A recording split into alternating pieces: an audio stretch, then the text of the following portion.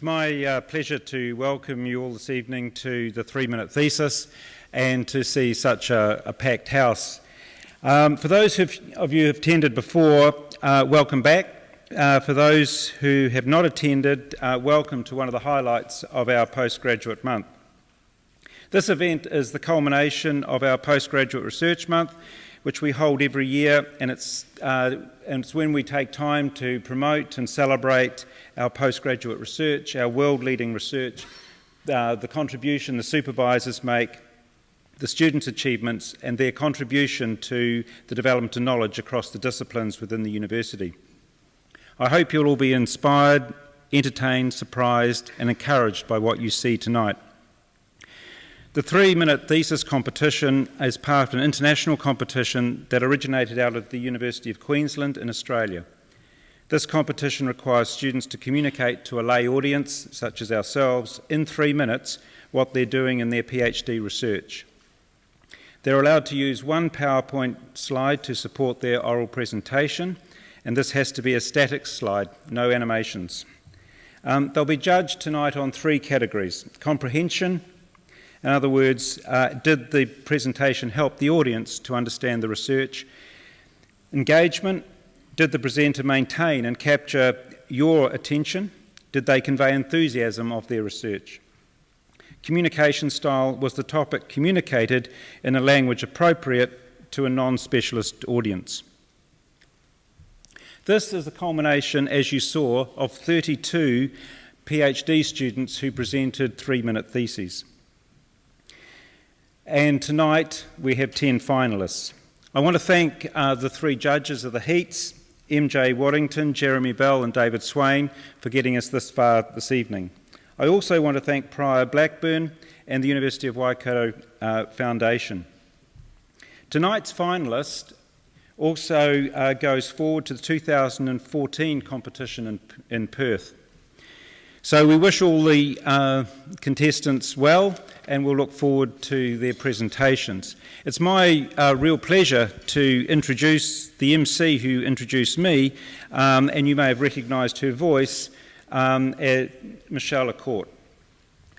She will be our Emcee this evening. As many of you will know, she is a regular attender on 7 days. On the panel in the afternoon, I sometimes listen to her having to drive back from Tauranga, and I noticed from both 7 days and the panel that she's an incredibly strong supporter of Hamilton. And also for her, she was also in 2010 made Comedian of the Decade. So it's my real pleasure this evening to welcome to this university and to this facility and to this event, Michelle Accord. Thank you.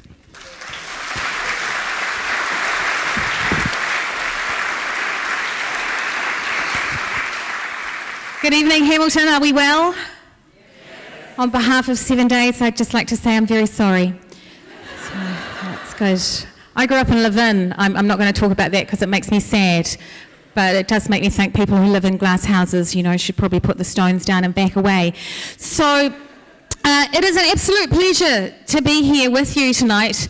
I always say that and I hardly ever mean it, but tonight I actually do. I love the concept that this night is all about, which I think of as brainy people talking very fast. And I can't wait to see. We're going to have a stage filled tonight with people who are young and fresh and bright and full of ideas, that light of hope in their eyes, and that'll fade. But it's lovely to see it now, while it's still actually there, before they turn into, an old slapper like myself. Whenever I do any events at university, it takes me back to my university days, which were more years ago than I care to tell you. And the things that I was at university for 4 years and then at Polytech for a year as well. And the things that I remember are not so much what I studied, but how I learnt to think and how I learnt to communicate those ideas. And so that's why I think this event is such a fantastic one, because it forces people to work out how to communicate quite complex ideas in a really straightforward way. I've worked for many years as a journalist and a writer, and whenever I had a challenge for how to express anything in a clear and concise way, my way of dealing with that was to explain it to my daughter, because I figured if I could explain it to her, when she was 4 or 7 or whatever it was, then somebody else would be able to read it and understand it. I don't have her around anymore, unfortunately, not in a bad way, but she's 20 now, and she's gone flatting for the first time. I'm sure, where are the parents in the room? We have probably heaps of parents, don't we? Parents of people who are on stage tonight as well. And you know that it's quite amazing when your kid goes flatting for the first time. We can all picture what that's like, sleeping in late, staying up late, or eating what you like, when you like, wild parties, crazy sex. I got no idea what she's doing, but I'm loving it. So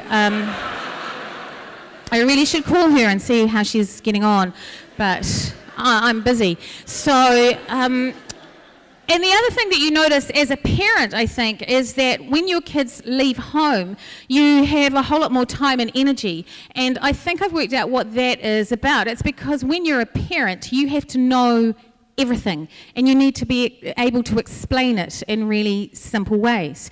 I remember when my daughter was 3 years old, she said to me, "Mummy, why is the sky blue?"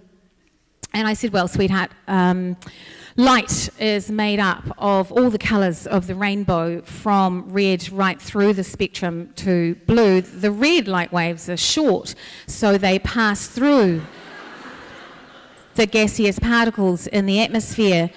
But the blue light waves are long, so they bounce off the gaseous particles or refract and come back to Earth, where our eyes read them as blue. So actually the sky is all of the colours of the rainbow, but we can only see the blue. Eat your broccoli." You see, you have to, if you can't answer those questions, you lose your authority, and they won't eat their broccoli, obviously. Now, obviously, I'm not telling any of you anything that you don't know. You've all had that conversation about the colour of the sky with your kids, haven't you? Clearly. But then they start, as they get older, to ask you questions that you don't know the answer to. And so you have to start making stuff up. Don't we? Don't we, parents? We do, don't we? I remember she was about 12. She said, "Mummy, how does the internet work?" I said, "Well, sweetheart, easy now. You shouldn't have brought the tambourine with you. When you ask the computer questions, the questions go through telecoms fibre optic cables into the sky,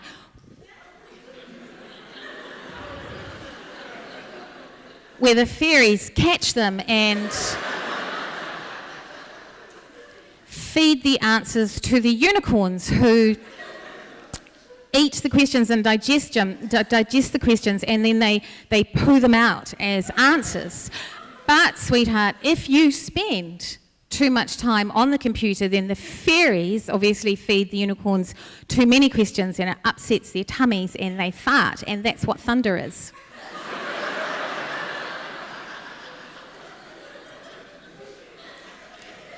Eat your broccoli.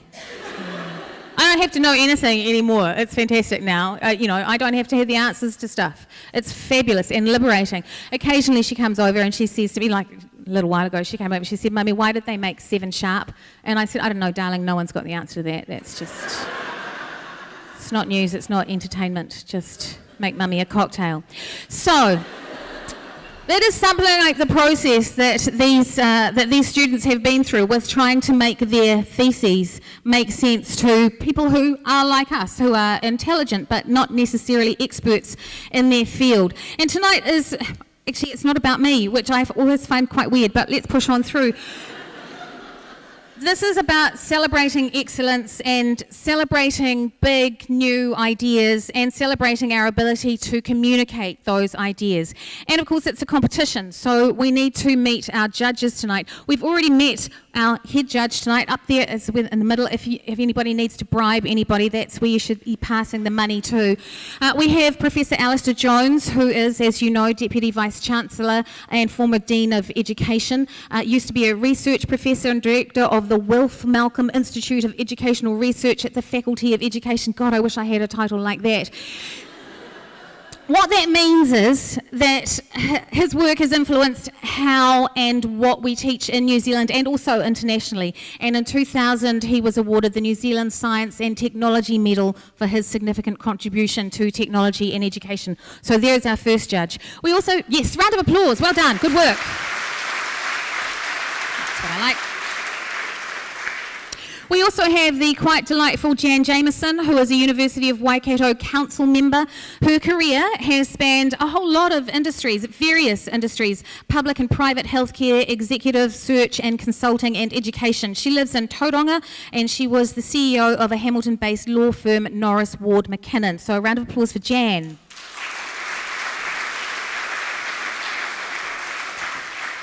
And our third judge is Dr. Ian Graham. He's an emeritus professor at Waikato University and a former dean of computing and mathematical sciences. He's taken academic research into the commercial world, found ways of making use of it. He founded Endace, and is that the correct pronunciation, Endace? Well done, thank you, me. In 2001, which is a computer network monitoring company. They used a lot of fairies and unicorns. To do research which they pooed, and it was research that had been begun by the fairies and unicorns at the computer science department here. The company was listed on the alternative investment market of the London Stock Exchange, and it won a whole lot of awards before being sold to an American company this year, so I'm assuming that Dr. Graham is incredibly wealthy and I find him extremely attractive.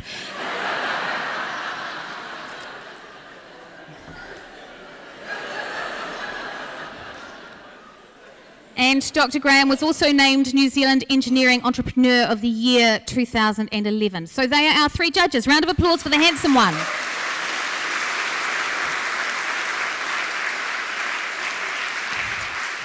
And now down the front we have one of the most important people in the room. This is Alexandra D, and she's of the Postgraduate Studies Office. She is our timekeeper. Round of applause for Alexandra. There are some very strict rules tonight, so I'm going to explain what they are and how Alexandra is involved in that. The format tonight is that each finalist will come on stage to give their presentation. When they start speaking, Alexandra will start the timer, and it starts counting down from 3 minutes, and a green light, look at that, will appear on Alexandra's desk like magic. It's beautiful. At 30 seconds to go, an amber light, and we all know what an amber light means. It means go much faster. And so each contestant will know that they have 30 seconds to conclude. And then at full time, they get a red light and they have to stop talking. And if they don't stop talking, they will be disqualified. We should all have one of those at home. Sorry, darling, the red light's on. Shush now. So, and then the judges will take a couple of minutes, hopefully less, to just tally up their marks for each presenter. I will chat to you during that, get to know you a little better, and then we'll bring out the next contestant. And there are 10 of them. Also, once all of the presentations have been completed, I'm going to invite all the finalists back on stage for you to have one last look at them in a lineup, because you also get to judge them. We have the People's Choice Award. It's worth $500. So inside your program, you will find a voting slip, a very small-ish voting, what's that, A5? I don't know. It's a slip. It's quite clearly a voting slip. And it doesn't say anything about fluoride. And you...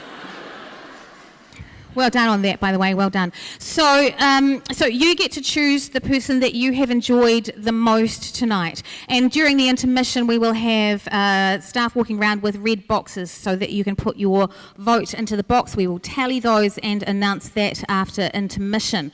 So your criteria is very much the same as the other judges. So it will be interesting to see if this large group of people comes up with similar choices to this tiny group of people. You need to think about comprehension. Did you understand it? Did they help you to understand their research? Engagement. Were you engaged? Did you want to hear more? Were you thrilled when they left, or were you a bit disappointed that they had to go? And communication. Was the topic and its significance communicated in a language appropriate to who you are, which is an intelligent but non-specialist audience. So you think about those as you listen to each of our presenters. If you need to check those criteria, they're on page 2 of your program. During the intermission, we'll have the bar open because that's important. The more you drink, the funnier I am. And then we will come back to announce our winner, our runner-up, and also our People's Choice Award. Can I just check with you that you've done the sensible grown-up things, that all your phones are switched off or switched to silent, please? Please notice where the exits are. If in the unlikely event of an emergency, we'll meet out somewhere by the lake. Oh, I should have done that properly, never mind. Can I also say, the doors will be closed during each presentation. We would prefer it if nobody moved until intermission. If you absolutely have to go somewhere, please do it in between presentations. They've got 3 minutes, which is a really short amount of time. It's not that short. It's more time apparently than Len Brown needs, but it's... I had to do one. So please stay very still and quiet, no heckling, nothing like that. Give them their best shot.